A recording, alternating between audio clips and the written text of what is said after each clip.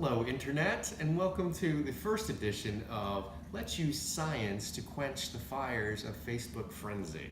I'm here today with my daughter Riley and my wife who's behind the camera, and we just recently saw on Facebook that there are jelly shoes from Walmart, like these, that people are claiming have lead in them.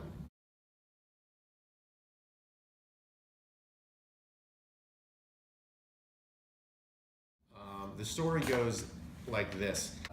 A person took their child to the doctor pricked the toe to test the blood level, the lead level in the blood, and it came back super high, and then they did a prick on the finger and it was low.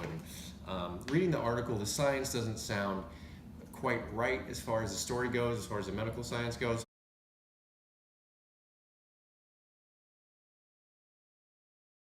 Oh, and quick disclaimer, I am a scientist. I have a degree in science. My wife is also a scientist, the one behind the camera. She has a degree in science. So what we're doing is the best scientific approach to this Facebook fire that we possibly can with the limited resources that we have. So you can at least have a little bit of trust in our results as opposed to anybody else's. We saw another lady on Facebook do this same test. And while we both watched it, we both said to ourselves, she's not doing it right. There's a lot of things that she's leaving out, and so we can't really trust the validity of her results. So we're going to do it the right way, we hope.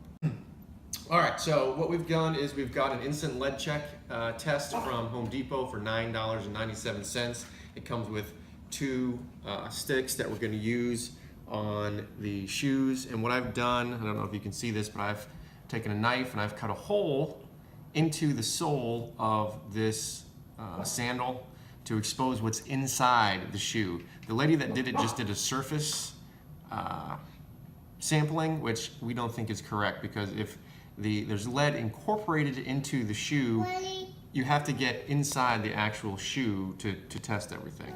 So we've cut a hole there. I'm going to swab that, and then on this shoe we've actually cut a piece off of the plastic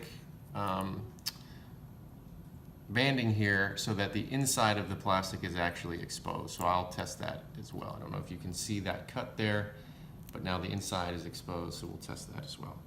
We have a positive control here, which is basically once the test is run, if it shows negative on the test itself, we will then rub it onto the positive control to show that the test itself is actually working.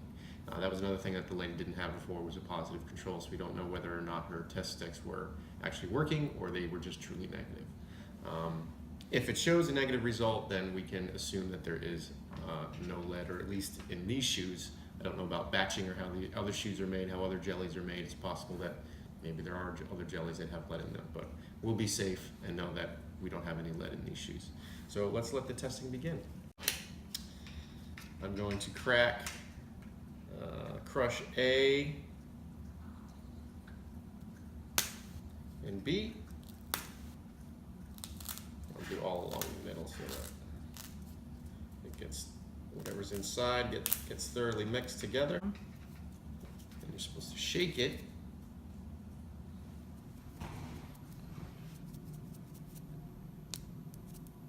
I'm going to test that spot. And so I'm going to do the best that I can there.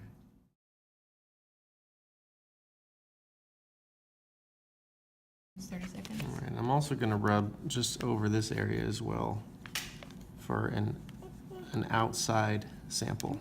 You're doing great, baby. You're doing well, Jane.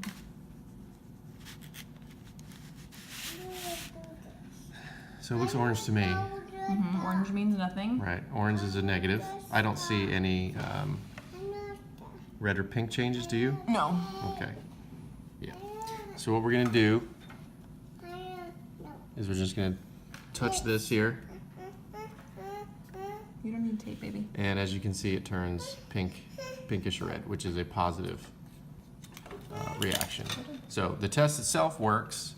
The orange color on the test stick itself shows that it's negative for the presence of lead, and the pinkish red color on the positive control shows that there is lead on the positive control and that the test stick is working itself. So I'm going to call that a negative. What say you?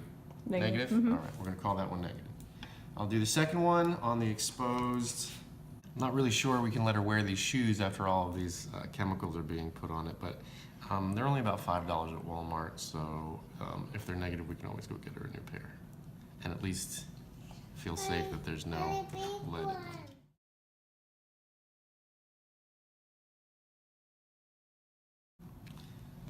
Looks orange to me.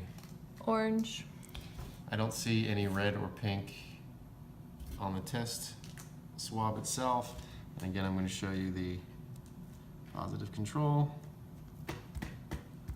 Turns reddish pink, which is a positive. And show what reaction. the a positive on the Yeah. stick would actually look like. That's what it would look like on the stick itself. Like that one. We didn't see anything. It's a negative, in our opinion.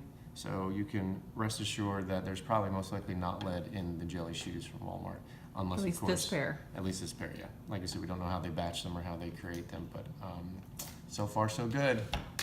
Thanks.